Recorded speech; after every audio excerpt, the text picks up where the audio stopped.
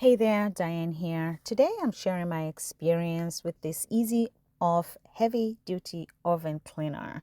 This formula is really made for heavy duty jobs.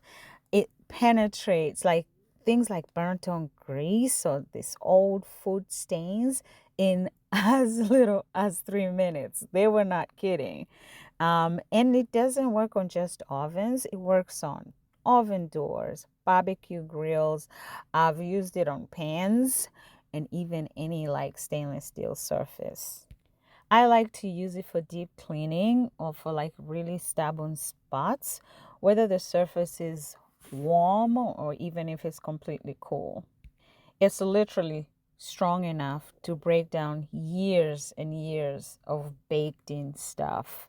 For me, it like lifted these old stuck on food stains that regular cleaners couldn't touch. I always make sure to wear gloves when using it, and most of the time, I also put on a mask just to keep the fumes away while it works.